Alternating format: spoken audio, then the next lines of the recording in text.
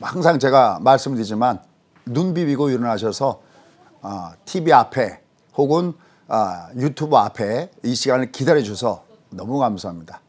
자, 오늘 뭐 얘기는 들으셨지만 고용지표는 안 좋았죠.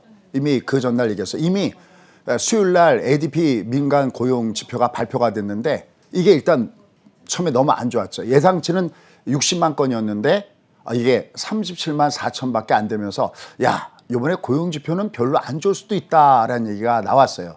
이게 왜 이런 얘기가 굉장히 중요하냐면 우리 이제 델타 변이에 대한 얘기도 어느 정도 뉴스돼 가요. 그러니까 정말 뭐 이게 그렇게 크게 미국에서 차이가 있을까? 미국의 경기가 그렇게 좋다는데 근데 오늘 한마디로 한다면 다른 데 같으면 이거는 고용의 쇼크다라고 얘기할 수가 있겠어요. 왜냐하면 지금 월스트리트저널에서 항상 이런 데이터를 조사를 하거든요. 그런데 얼마가 나왔었냐면 72만 건이었잖아요. 근데 오늘 아침에 보셨죠? 반타작도 못하게 급격한 모습을 줬습니다. 근데 주가는 좀 괜찮았어요. 그 이유는 이미 여러분들 아시죠? 자, 그럼 이제 우리가 이런 상태에서 중요한 게 있어요. 여러분들 지금 시장을 보시다시피 어떻게 보면 참 우리 신군이 복덩이인 것 같습니다. 주가가 이렇게 급락하는 상황에서 우리가 만났었죠. 굉장히 어려운 시점이었습니다. 이렇게 주가가 하단으로 급락하면서 내려갔을 때 우리가 봤던 것은 그러니까 항상 제가 이런 생각을 해요. 주가가 하락을 줬을 때 이게 정말 우리가 갔다가 투매에다 갔다가 때려대는 하락인지 아니면 얘가 다시 올라가는 기회가 있는지 이걸 체크해야 되거든요. 여러분께는 이 장은 세 번의 기회가 있습니다. 바로 한 척의 배가 아마 여러분 기억나실 텐데 그래서 여기서는 Don't go away. 좀 이제 그 노래를 자주 듣게 되나요? Don't go away. 도망가지 마라. 떠나가지 마. 왜? 이 장이 설령 꼭지를 찍었어도 우린 이 앞에서 수익을 줄게요를 세 번을 준다라는 말씀을 드렸어요. 그중에 방금 우리 신문 얘기대로 와라 이거 봐라. 제법 강하게 주가가 올라가죠. 그럼 여기서 우리가 체크 포인트 한번 가도록 하겠습니다. 이 장이 올라갔을 때 만약에 이 장이요. 이렇게 하락하는 각도가 이렇게 급락을 줬는데 만약에 이 각도가 이 올라가는 각도가 이렇게 강하게 올라가는 V장 소위 송골총 V장 바닥이 아니고 만약에 이렇게 완만하게 됐으면 어떻게 됐을까요? 한 번 더 밀릴 수도 있었겠죠. 그렇죠. 밀릴 수도 있다는 것이 아니라 반드시 거의 99.99 얘는 밑으로 내려갑니다. 이거 우리가 롱숏이라고 해요. 하락이 가파르게 내려갔는데 반등을 미미하게 주면은 이건 여전히 밑에서 올라가는 것은 자율적인 반등일 뿐이고 얘는 또 다시 주가가 밑차원으로 급락을 줍니다. 근데 우리가 이 바닥점에서 이렇게 제시해드렸던 것이 있었죠. 여기가 바닥에 직물 가능성 본 것은 바로 일반 투자자들이 뭐가 나오고 있다? 담보 부족이 나오고 있다. 아마 한 2주 전에 내용 가서 못 보셨으면 보시면 좋겠습니다. 거기다가 더 중요한 것들은 이렇게 주가가 하락할 때 소위 음모론이 있다고 그랬죠. 그때 뭐 환율도 위로 나가면서 곧바로 1,200원대 돌파하는 것이 아니냐 뭐 이런 여러 가지 복잡한 얘기들이 있었습니다. 그럴 때 그거 아니다. 그냥 단지 우리 대한민국 시장이 금전 출력기처럼 워낙 황금성이 좋아서 어떤 이머징 마켓 쪽에 위기가 있을 때는 가장 먼저 떼는 것이 우리나라 시장이고 반대로 이머징 마켓 시장이 돌아섰을 때 또 던졌던 것을 가장 먼저 확보할 수 있는 것이 우리나라 시장이기 때문에 우리한테는 세 번의 쉽게 하면 돈 먹을 기회가 있습니다라는 말씀 드렸었는데 지금 이 장이 움직였습니다. 그래서 첫 번째 말씀드리고 싶은 것은 일단 이 올라가는 각도가 다행이다는 겁니다. 근데 옆에 중요하니까 메모 좀 잠깐. 근데 이 올라가는 이 각도가 완만 턴이 아니라 급락을 주는 거 의미가 있는데 얘는 이렇게 생각하시면 됩니다. 아직 절반의 성공이다라는 겁니다. 그럼 아직 2분의 1이 남아 있습니다. 과연 이것은 뭘까요? 라는 것이 오늘 아니면 제가 만약에 시간 때문에 안 되면 10시 반에 이어지는 2부 연속극 강의에서 같이 말씀을 드리도록 하겠습니다. 이게 절반의 성공입니다. 이 절반의 성공이라는 것은 왜 그러냐면 작년 3월 달에 주가가 폭락하기 전에도 주가가 그 앞에도 급락 다음에 급등을 준 다음에 다시 와서 또 꼬꾸라진 경험이 있거든요. 그러니까 사실은 이 급락부터 넌 됐어. 어떻게 보면 우리가 예비고사 합격한 거고요. 이제 본고사가 남아있는 2분의 1의 모습이 어떻게 된다는 겁니다. 그 다음에 중요한 거요. 우리가 지난주에 이 장을 보면서 너 어디까지 갈래 그럴 때 제가 항상 그런 얘기해요. 이제 일반적으로 주린 여러분들이 못하시는 게 뭐냐면 예측에서 맞추는 영역과 보고서 맞춰야 되는 영역을 이걸 구별을 못하시는 거예요. 우리 신문이 자주 쓰는 한 척의 배가 남아 있습니다. 그게 어디냐면 좀 이따가 뒤에서도 나오는 내용인데 2018년도입니다. 2018년도에 뒤에 가서 12월 달에 주가가 폭락하기 전에 바로 미국이 2018년도에 제롬파일이 네 번째 금리올 때입니다. 그 급락하기 전에 한 달 동안 들어줬던 파동이 바로 한척의 배 사건 파동이었거든요. 그다음에 네 번째로 금리를 올리면서 주가가 대폭락을 하기 시작합니다. 하지만 우리가 빠져나갈 기회를 줬습니다. 그때는 예측이 가능해요. 한척의 배가 남아있습니다. 얘 올라가요. 근데 주가가 더 밑으로 급락할 때는 더 강한 얘기를 했었죠. 이제는 한 척의 배가 아니라 신군, 몇 척의 배가 온다 그랬죠. 그때? 세 척의 배, 함대가 그렇죠. 온다 그랬죠. 함대가 온다 그랬습니다. 이게 아마 임팩트가 강했던 겁니다. 왜냐하면 신군 오래간만 만났는데도 그 내용을 겪고 있죠. 이건 예측이 가능해요. 여러분들도 조금만 공부를 하면 그게 뜨는구나. 얘도 가능해요.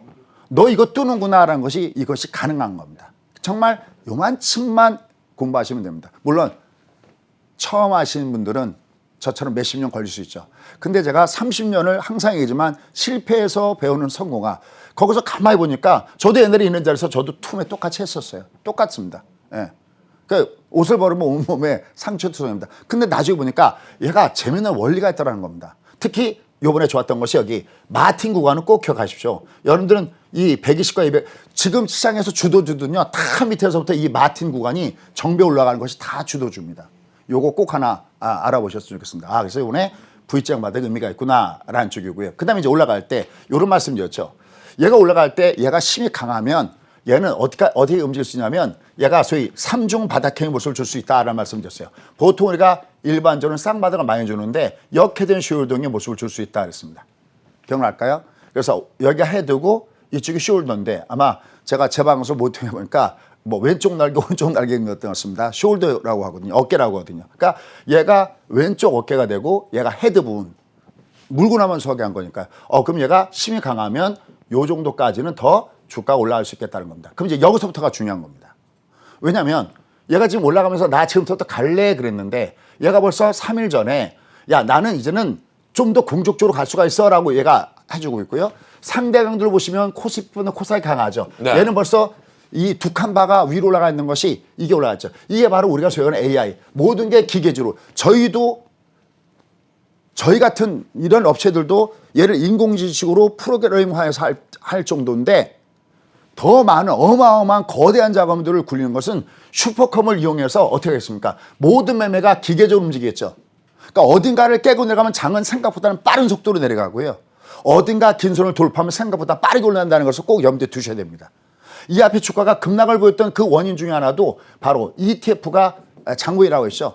그죠? 뱅가드라든지 그죠? 블랙락이라든지 이런 ETF, 그러니까 다른 때는 액티브 펀드가 시장을 좌우하다가 이제는 패시브 쪽에서 시장을 좌우하게 되는 경우가 굉장히 많다는 겁니다. 특히 이쪽으로 자금이 굉장히 많이 들어가면서 급락과 급등을 계속 반복하기 때문에 내가 조금이라도 공부하느냐 안 하느냐가 굉장히 중요하다는 겁니다. 근데 아까 얘기했죠. 보통 여러분들은 예측, 그냥 거의 다가 그 내용을 보면 예측의 시나리오들 얘기를 많이 합니다. 근데 중요한 것은 예측하고 낸 다음에 이게 맞으면 그대로 밀고 가고 틀리면 바꿔서 내서 우리는 가위바위보를 두 번 할 수 있는 기회를 잡는 것이 바로 공부의 영역이거든요. 그러니까 얘가 네가 드디어 시작됐구나. 그럼 얘가 올라갈 때 제가 어떤 말씀이냐면 얘가 뭐가 나오기 전까지 얘가 계속 간다. 결자해지 법칙에서 5선 아래 캔들이 주저앉는 현상 기억나시죠? 그걸 뭐라고 합니까? 우리가 주가가 올라가다가 캔들이 이 위에 올라타고 있다가 얘가 내려갈 때 몸통 이렇게 내려가는 현상이 있어요. 그래서 여러분들 목요일 날도 주가가 급락을 줬을 때 아니면 여기 내려갈 때 우리가 도망가지 말아야 되는 이유 타이틀을 보시면 그렇게 나갔을 겁니다. 왜 도망가지 말아야 되느냐. 얘는 내려갈 때 여기와 같은 현상이 나타나야 된다 그랬죠. 이걸 뭐라고 그러죠? 5선 아래 바디 크로스라고 얘기합니다. 그러니까 얘가 수장님 여긴 뜹니까? 이건 얘 뜹니다라고 제가 예측할 수 있어요. 근데 수장님 얘가 어디까지 갈까? 몰라요. 얘가 어디까지 갔다가 얘가 조정받을지. 다만 얘는 그대로 시세를 따라가는 겁니다. 그래서 첫 번째 결론. 자, 지금 이 장은 우리가 어떤 부분들을 생각해야 되냐면 일단 요번에 이 장 의미가 있니? 라고 질문했을 때 의미가 있습니다. 근데 좀 이따 팩트 분석, 신문 얘기대로 팩트 분석. 네가 드디어 의미가 있구나. 왜? 일단 얘는 각도로 보더라도 의미가 있구나. 특히 어디가 더 먼저 강하게 올라가니? 코스닥이 더 강하게 올라갔어. 왜? 8월 달에 발해의 방향. 얘가 월초 대비 위로 올라가고 있죠? 발의 방이 위로 하니까 얘는 의미가 있어. 근데 너 얼마만큼 의미가 있니? 난 아직 반만 의미가 있어. 왜? 급락급등 다음에 얘는 반드시 어떤 상황이 필요하냐면 여기 조정을 받는 걸 확인해 줘야 됩니다. 이 조정이 다시 가파르게 조정받니? 아니면 만만하게 조정받니? 다만 아침에 이 방송을 듣는 분들한테 선물은 네가 다시 가파른 조정을 받아도 너는 얘보다 어떤 장이 더 있다? 더 제가 무슨 장이 있다고 그랬죠? 더 큰 장이 온다고 그랬죠? 그러니까 역시 그때도 don't go away. 도망가지 마시고 방송을 계속 보시면 되겠습니다. 뒤에 가서 팩트 분석과 그거를 증명 문제 풀듯이 여러분께 보여드리도록 하겠습니다. 그럼 얘는 이제 어떻게 되느냐? 얘는 이제 올라갈 때 얘가 5일선 바디, 얘는 딱 하나만 보시면 됩니다. 결제해야지. 얘가 5일선의 바디를 끊고 내려갈 때가 얘가 매도 신호였듯이 여기 보면 5일선 또 O자가 보이죠? 화면에 보일 겁니다. 여기 좀 요런 모양이 보이죠? 아, 네가 여기를 타고 올라가고 있구나. 그럼 너는 언제까지? 대략 예측치는 대략 여기가 넥라인이니까 한 여기까지 가지 않겠나라는 생각을 해봅니다. 기본적으로 여기까지 가지 않겠나라는 생각을 해보는데 얘는 5일선의 바디를 주기 전까지는 밀고 나가고 바디를 줄 때는 아, 네가 드디어 오른쪽 날개를 오른쪽 쇼울더를 만들기 위한 과정이구나 라고 보시면 되겠습니다. 자, 금수부터 팩트 쪽으로 가져왔습니다. 자, 얘가 의미가 있다고 그럴 때 과연 얘가 의미가 있는 거를 그냥 올라가는 각도만 갖고 분석할 수 있을까요? 아니죠. 아니죠. 그러면 우리가 병원에 가면 이 환자가 왜 왔는지 그 원인을 알아야 그래야 거기에 대한 처방이 나오죠. 얘 내려갈 때 가장 우리가 기억에 남는 건 뭐였었어요? 외국인들의 매도와 외국인들의 매도를 좌우하는 것이 뭐였죠? 매수매도를 좌우하는 것이 바로 환율의 문제였죠. 얘를 보면 얘를 가늠할 수 있습니다. 얘가 의미가 있는지 아닌지. 자, 가시죠. 환율입니다. 얘가 1180원에서 얘가 두드맞고 있어요. 얘 올라갈 때마다 10원 단위의 저항이 있다는 말씀을 드렸어요. 그죠? 그러면서 얘는 꼭 알아야 될 가격대가 있다 그랬죠? 우리나라 환율을 장기적으로 놓고 분석해보면 우리나라 장기는 그러면 어느 중에서 왔다 갔다 한다고요? 꼭 기억하시라고 했습니다. 1150원입니다. 그럼 자, 얘가 쭉 올라갔죠? 그럼 얘는 여기서 꺾어질 때 얘가 똑같아요. 얘가 만약에 올라가다가 조정받을 때 완만하게 조정받잖아요. 아까는 내려가다가 완만하게 올라가 버리면 내가 저점을 깨고 내려가듯이 똑같아요. 올라가다가 완만하게 조정을 받으면 얘는 주가가 더 올라가겠다는 겁니다. 왜? 각도요.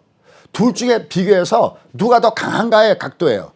얘가 만약에 여기 보십시오. 얘가 내려갔다가 올라갔다가 내려갔다. 이건 찐꽁빵꽁 혼조잖아요. 얘가 바닥을 찍었구나라고 했을 때 얘는 무조건 강하게 올라간 다음에 여기처럼 급락이 아니라 완만 턴을 줘야 돼요. 그래서 바닥을 찍을 때는 급락급 다음에 완만 턴이 필요하구나.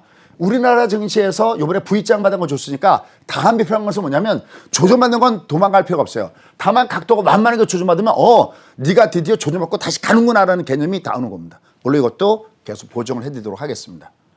얘가 올라가다가 완만하죠. 괜찮죠. 또 보세요. 얘가 이거 갈매기라고 그러는데 올라가다가 갈매기로 또 조정받았죠. 그죠? 또 쭉 올라갔죠. 그러면서 1150을 뚫고 올라왔습니다. 그런데 시청 말로 그런데 말입니다. 1180원에서 두드맞을 때 얘가 만약에 이렇게 빠지 않고 이렇게 됐으면 어떻게 됐을까요? 얘는 어떻게 됐을까요? 한 번 더 올라갈 수도 있겠네요. 어디요? 1200원을 향해서 갔을 겁니다. 근데 어떻게 빠졌나요? 얘가 가격으로 확 빠졌죠. 네. 얘가 내려가다가 올라갈 때 가격 올라가면 여기가 의미가 있듯이 이게 그러면 의미가 있다는 거잖아. 얘가 무슨 다시 올라가더라도 얘는 여기서 또 두드려 맞을 갈 수 없다는 거잖아. 그 얘기는 무슨냐면 얘가 다시 만약에 어떤 악재를 맞아서 두드려 맞았더라도 이게 환율 그래프랑 뒤집어지니까 환율이 올라가도 1180원대를 중심에서 두드려 맞는다는 얘기는 얘가 내려가도 어떻게 된다는 얘기예요. 다시 주가가 튕겨 올라갈 것을 본 거죠. 그러니까 역시 내려갈 때는 don't go away. 도망갈 필요는 없다는 것이 객관적인 데이터로 나오고 있습니다. 그 다음에 또 하나가 중요한 게 있죠. 바로 이거죠. EM. 각도 보십시오. 우리나라 시장만 이게 올라갔다? 그럼 우리나라 호재만 가지고 올라갔는데 이게 EM이 빠졌을 때 이머징 마켓이 빠졌을 때 우리가 급락을 줬거든요. 아까 제가 ETF가 시장을 좌우하고 있다고 그랬죠. 그죠? 그게 어차피 지금 큰 흐름의 모양이거든요. 근데 얘가 올라갈 때 어떻게 움직였어요? 제법 강하게 움직였죠. 그러면서 어떤 의미심을 갖습니까? 이 바닥점에 의미 있는 모습을 가졌다라는 겁니다. 그러니까 결론. 네가 이번에 올라갔을 때 넌 잠깐 동안 들어졌다가 밑으로 붕 급락을 주니 넌 아니면 이번에 찍었던 바닥이 제법 말뚝하나 제대로 받았니? 결론. 말뚝하나 제대로 받았다는 겁니다. 그런데 중요한 게 여기 있습니다. 자, 바로 저도 마찬가지로 저는 금요일에 제일 바쁩니다. 잠을 못 자고 밤에 이걸 준비하니까요. 저 같은 사람이 여기 있는 그 이유, 목적은 어디 있냐면 이렇게 주가가 급락을 줬을 때 여러분들이 어려워하시고 패닉 상태에 있을 때 얘가 진짜 빠지는 건가? 아니면 또다시 매수기를 주는 건가? 얘를 분석을 해서 여러분께 제시해 드리는 것이 저의 역할이죠. 그럼 거꾸로 얘가 또 이렇게 올라갔어요. 이렇게 올라갔어요. 그럼 거꾸로 야, 그럼 이 장이 그냥 가나? 그럼 저 위에 숨어있는 복병은 없는가? 이걸 분석해서 여러분께 미리 준비해 드리는 것이 저 같은 사람의 목표가 아니겠습니까?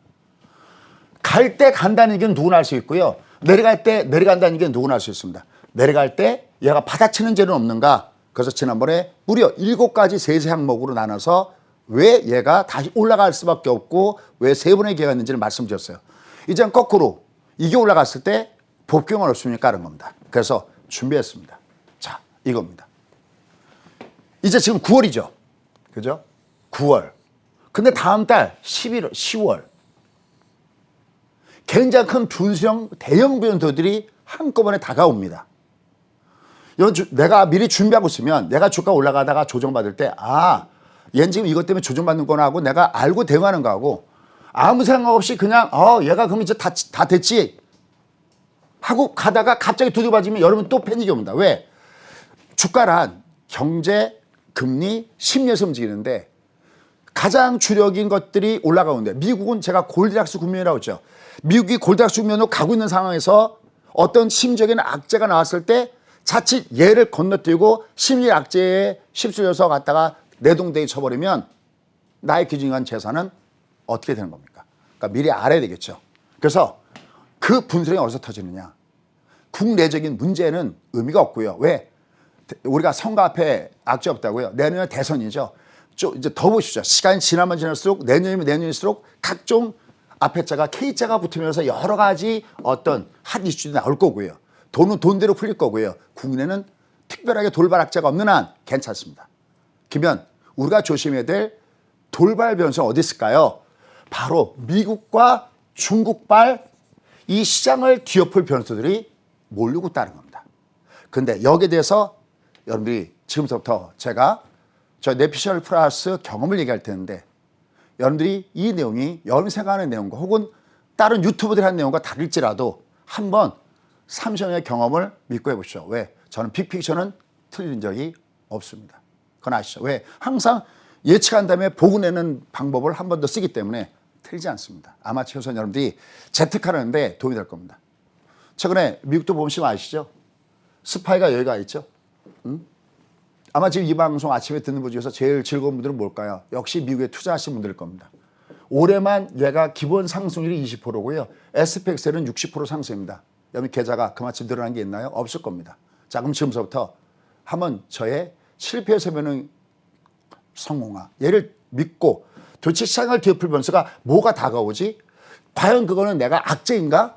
아니면 호재인가? 가볼까요? 자, 가보도록 하겠습니다. 자, 첫 번째 제가 항상 얘기하고 있습니다. 시장에서 가장 위험한 거. 지금 제가 이 앞에 이제 이머징 마켓 시장까지 얘기를 했고요. 그 다음에 이겁니다. 제가 첫 번째 가장 두려워하는 변수는 뭐냐? 투게더로 가다가 누구랑? 미국이요. 미국에 투게더로 가다가 미국과 갈라질까 봐 항상 그거를 가장 주력으로 봅니다. 여러분들 제가 이 앞에 아프가니스탄 얘기 나왔을 때 우리가 무슨 이게 방송국이 정치 방송도 아닌데 그거 의미가 제가 없다고 얘기했죠. 여러분들 아프가니스탄은 중국 문제를 깊숙이 점검할 때 중국 중시를 점검할 때는 이럴 때는 모르겠지만 지금은 의미가 없다는 말씀드렸죠. 근데 얼마 전에 환율 올라갔을 때도 이거는 우리나라가 마켓이 음모로 있다 그랬죠. 그거는 이머징 마켓 시장 쪽이 나빠서 우리가 들이맞는 것이지 이게 무슨 뭐 북한발 악재가 있고 이거 절대 아니라고 했습니다. 항상 프라이머리 키가 뭐냐. 그걸 집중해서 분석해도 시간이 모자라는데 언제 이 뒤에 사이드 거를 하고 있습니까? 가장 중요한 게 뭐냐면 계속 봐야 됩니다. 우리가 지금 여전히 우리가 미국을 쫓아가고 있니? 아니면 우리가 중국 쪽으로 방향을 털었니? 이게 가장 중요하거든요. 보십시오. 여기 보시면 여기가 바로 2018년도 1월 달입니다. 여기가. 근데 우리는 어떻게 되냐? 여기서부터 여기까지는 어떻게 됐어요? 신곤. 여기까지는 미국하고 어떻게 움직였습니까? 예, 동방향으로 움직였습니다. 그렇죠. 예, 네. 투게더 움직였죠. 같이 움직였습니다. 근데 여기서부터는 밑으로 급락 줬죠. 그렇죠? 여기가 여기 9월 달까지 우리는 그냥 밑으로 수직 하락했거든요. 근데 미국은 몇 번 보여드렸죠. 안전 밑에서 턴했습니다. 그러니까 2018년도 1월 달 이후에 달렸습니다. 이때 하나 기억하십시오. 우리는 미국 금리가 1.25까지 버텼고 미국은 금리가 2.25까지 버텼습니다. 여기까지는 상관없었어요. 미국 금리가 뭐 얼마까지 가냐? 2.5까지 갔거든요. 아까가 제롬8 뒤에 가서 이제 제롬8 이게 나오는데 아마 여러분 놀라운 시나리오가 되어 있을 겁니다. 이게 2.25까지 버티고 우리 1.25에서 그러면 우리 하차했습니다. 얘는 더 갔던 거죠. 그러면 얘가 우리가 미국을 못 쫓아가고 이렇게 내려가면서 내려갔으면 여기 누가 섞였을까요? 미국만 쫓아간 게 아니라 어딜 쫓아갔다는 얘기예요. 그렇죠. 조금 아까 했던 대로 중국을 쫓아갔다는 겁니다. 얘들이. 그럼 왜 우리가 쫓아갔을까요? 바로 2018년 이후에 떠오른 게 있죠. 미중 간 드디어 무역 전쟁이 시작됩니다.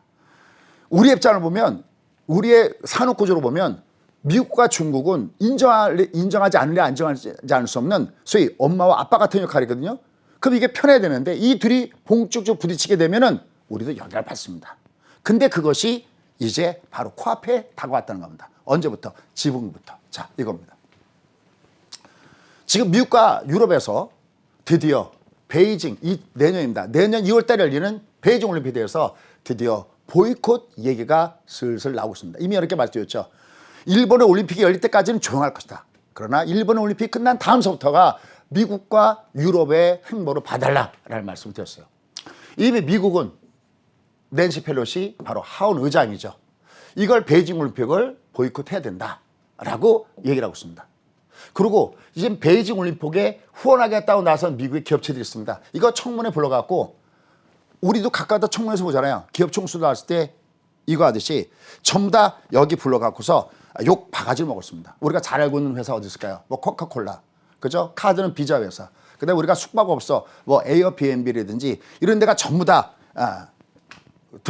불려 들어가고 전부 다 주의사항 듣고 고개 숙이고 나오고 있습니다. 근데 이게 이럴 수밖에 없는 것이 뭐냐면 지금 반중정서가 굉장히 강한데 이건 올림픽을 도두고 조사를 해봤습니다. 너희들은 과연 베이징 올림픽 어떻게 생각하느냐? 과반수가 이거는 베이징 올림픽에 열려서는 절대 안 된다는 겁니다. 그럼 여러분들께는 그럼 과반수 찬성했느냐? 아니요. 불과 찬성한 쪽은 14% 정도밖에 안 됩니다. 그러니까 지금 미국의 정치인들은 누구나가 뭐로 생각할까요? 반중정서 영향까지 굉장히 높다는 측면에서 이 부분은 우리가 살펴봐야 됩니다. 유럽도 이번에 못지 않습니다. 유럽 중에서 빠진 쪽은 딱 하나, 프랑스입니다.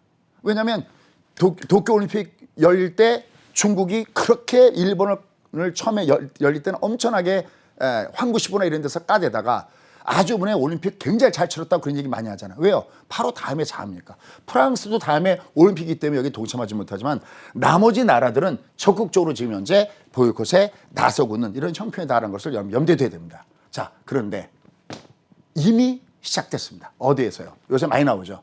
지금 9월 달부터 중국의 남중회를 지내는 쪽은 뭐 하라고 합니까? 신고를 하라고 그러죠. 그죠? 힘없는 나라들은 안전하거나 신고해야겠죠. 근데 뭐가 나오고 있습니까? 소위 항행의 자유. 요새 많이 나오죠. 항행의 자유에 나오죠. 드디어 이게 시작됐습니다. 이건 사실 언제 터져도 이건 터지는 문제이기 때문에 항상 이 부분을 주목해서 봐야 됩니다. 과연 우리는 어느 쪽에 서야 될까요? 아마 그것도 여러분마다 다 생각이 다를 겁니다. 자, 그럼 첫 번째 결론 들어갔습니다. 그럼 자, 도대체 언제? 그렇습니다. 10월 말에 이탈리아 로마에서 G20 회의가 열립니다. 이미 앞에 항상 제 강의는 연습거리죠. 아마 이미 여러분께 말씀드렸습니다. 얘가 10월 달까지는 매스컴에서 떠들더라도 별 영향이 없을 것이다. 그러나 G20 회의 이후에는 주목해서 봐야 된다. 왜냐하면 결국은 지금 한 번도 이 조 바이든 대통령하고 시진핑은 만난 적이 없습니다. 그럼 G20 회의 이후에 이때까지는 서로 눈치를 보고 여러 가지 타진을 하고 뭐 이걸 화상회의가 됐다. 지금 여기는 뭐라고 하냐면 G20 회의에서 처음엔 참석한다고 그러다가 화상회의 얘기가 나오고 있죠. 이번에 무산될까 할 수 없다라는 얘기였습니다. 근데 아주 웃기는 게 있습니다. 지금 베이징 올림픽을 하겠다고 문을 열어놓은 중국에 와서 올림픽을 하라고 하는데 정작 뉴스 나는 걸 보면 중국의 시진핑은 팬데믹 동안 나라 밖으로 안 나간다? 그럼 다른 사람들은 나라 밖으로 나가서 중국으로 오라는 얘기죠. 이게 좀 말이 좀 웃기는 얘기긴 합니다. 선택은 여러분들의 몫입니다만 어쨌든 지금 G20 이후에는 화상회가 됐던 뭐가 됐던 이미 알래스카에서 이미 첫 발은 이미 터진 상태에 있고요. 10월 이후에 미중 간의 충격이 더욱더 본격화될 것이 없다. 왜? 이제 얼마 안 남았습니다. 22년 2월 달이면 지금도 몇 개월 남았나요? 지금도 한 뭐 6개월 정도 남았으니까 얼마 안 남았습니다. 더욱더 본격화될 가능성이 더욱더 높고 재결집에 대한 것들이 굉장히 강하게 나타나기 때문에 이 부분은 봐야 됩니다. 다만 중요한 것은요. 아직은 아니다라는 겁니다. 대신 이것이 어떻게 나오냐. 그래서 우리는 항상 미국과 중국의 정신을 놓고 보셔야 됩니다. 근데 최근에 중국 어땠어요?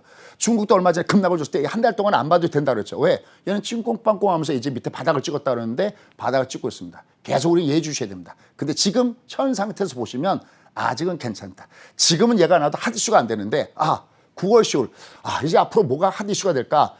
계속 이제 보이콧 얘기 이런 얘기가 나올 가능성이 높고 대신 언제까지는 잠수하고 있다가 지시회의 열릴 때까지는 잠수하고 있다가 왜냐면 이게 또 상황이 좋아지면 또 어떻게 움직일지 모르기 때문에 잠수하고 있다가 보시면 되겠죠. 근데 이제 문제가 있습니다. 여기에 문제가 되는 것이 왜 보이콧이냐 했을 때는 물론 여러분 아시다시피 신장 위로 문제도 있고 홍콩 문제도 있지만 중국이 여기에 올인하는 이유는 뭡니까? 바로 시진핑이 내년 가을에 어디에 들어갑니까? 산 연임에 들어가는 거죠. 최근에 중국시 왜 올라가는지 아십니까? 경제지표 나쁘다 그러는데 6%대 이하로 성장하면 이 3연임이 굉장히 위협을 받습니다. 그래서 앞으로 어떤 얘기가 나오고 있습니까? 금융 완화책을 중국에서 적극적으로 쓸 가능성이 없다. 하여튼 돈 앞에는 장사가 없는 겁니다. 그러니까 계속 그 부분을 주목하면서 봅니다. 그러다가 이들이 부딪혔을 때 보면 됩니다. 그래서 아직은 얘는 10월 때까지는 잠수이 됐는데 과연 이 부분이 어떻게 충돌되는가 보시면 되겠습니다. 자, 이거보다 조금 더 센 쪽으로 가도록 하겠습니다. 타이틀이 무섭습니다. 미국이 뭐라고요? 그 잘 나가는 미국이 신용등급 강대 가능성이 나오고 있다? 이거 같이 무슨 뚱딴이 같은 소리일까라는 겁니다. 뚱딴이 같은 소리가 아닙니다. 지금 미국은 이 앞에 트럼프 대통령 시절에 이미 부채 한도를 초과했음에도 불구하고 이거를 유예시켰습니다. 근데 이게 이미 7월 말로 종료가 됐습니다. 근데 돈을 지금 미국이 얼마나 뿌려대는지 이미 아시죠? 특히 최근에는 중앙은행이 주관하는 것보다는 정부에서 주관하는 것이 굉장히 큰데 지금 22조 달러가 기본인데 지금 이미 28조 5천억 달러를 이미 간 상태이기 때문에 어마어마합니다. 그럼 우리가 많이 했던 거죠. 보통 우리가 이랬을 때 돈 줄 수 없으면 셧다운 된다고 얘기하죠. 이게 셧다운 됩니다. 그러면 미국이 언제부터는 이걸 이 부분에 대해서 빨리 돼야 되냐. 지금 보니까 미국이 재무부에서 돈 쓰는 걸 보니까 현재 언제까지는 괜찮냐면 3개월까지는 괜찮다는 거예요. 3개월 정도까지는. 그러니까 얘가 빨리 늦어도 10월 말부터는 부채 한도를 상향 조정 내지는 유예를 해야 된다 하는 겁니다. 근데 문제가 발생했습니다. 요새 민주공화가 또다시 붙기 시작했습니다. 왜 붙기 시작했을까요? 바로 요번에 민주당에서 심으로 밀었죠. 우리나라 보면 똑같습니다. 민주가 다시 하니까 심으로 밀어붙이죠. 3조 5천억 달러 인프라 예산안을 그냥 공화당과 협의 없이 그냥 일방적으로 밀어붙이려고 하는 거죠. 그래? 알았어. 해봐. 해볼 테면 우리 부채 한도 상향 안 해줄 거야. 어떻게 됩니까? 그러면 또다시 굉장히 많이 나올 것이 셧다운 얘기가 많이 나올 겁니다. 그럼 셧다운 얘기가 나오면 항상 또 같이 따라붙는 게 있습니다. 그래? 그럼 니네들 신용등 강등 이 얘기가 됩니다. 아까 제가 서두에 테이퍼링이 생각보다 늦어질 수 있다는 얘기를 하고 있죠. 오늘 고용지표가 엉망으로 나왔습니다. 그러면 이제 처음에는 잭슨홀 미팅에서 테이퍼링이 되지 않겠냐 그랬는데 이게 9월로 이동했었어요. 근데 지금 고용지표가 힘들게 나왔죠. 그래? 그럼 얘가 또 어디로 이동합니까? 저 뒤로 이동해야 되는데 저 뒤로 이동하는데 문제는 뭐냐면 여기에는 미국의 이 부채 한도 상향 조정 때문에 이렇게 되니까 일부에서는 벌써 어떤 얘기가 나오냐. 야, 이거는 테이퍼링 이거 정말 올해 가능하게 할 거야? 이런 얘기가 나왔다는 겁니다. 이게 무지하게 변수가 될 가능성이 없다는 겁니다. 그런데 이거는 누구나가 찾아보는 그냥 팩트일 뿐입니다. 지금부터가 핵심입니다. 그게 과연 무엇일까요? 이겁니다. 항상 모든 것은 최악의 경우를 놓고 얘기해야 됩니다. 미국이 이미 신흥국 강당한 적이 있었습니다. 언제? 2011년도 8월 달에요.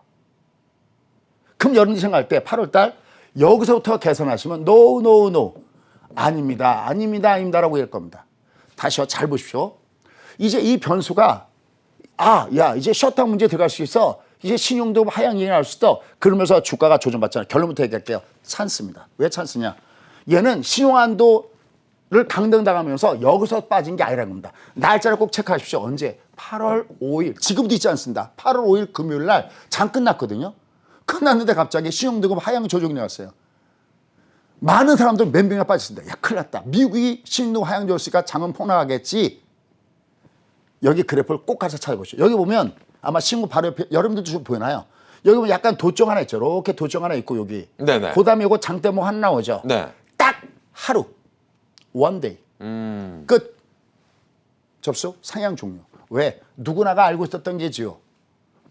야, 그렇다고 해서 그럼 미국이면 부도날까요? 그건 아닌 거죠. 왜? 미국은 부도날 수가 없죠. 그냥 뭐하고 뭐만 있으면 됩니까? 잉크하고 조명했으면 되는 거죠. 딱 하루 돈이 받고, 물론 왔다 갔다 하는 어떤 아무는 기간은 필요했겠죠. 하지만 그걸 받고 보시죠. 됐습니까? 이것도 역시 시장을 억누를 수 있는 악재는 아니라는 거죠. 오히려 이로 인해서 주가가 흔들다면 이거는 오히려 줍줍의 찬스라는 겁니다. 그럼 뭘까요? 자, 오늘의 하이라이트 이겁니다. 가장 제가 두려워하는 거예요. 이건 좀 두려워야 될 것 같습니다. 이겁니다. 이게 뭘까요?